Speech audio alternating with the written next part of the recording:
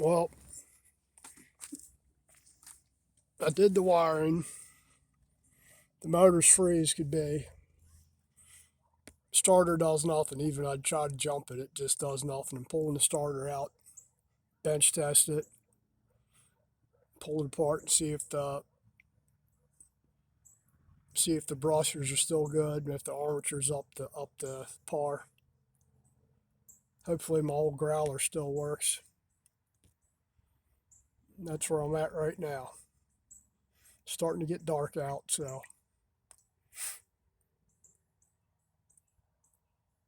we'll do more tomorrow as soon as I get this out of here.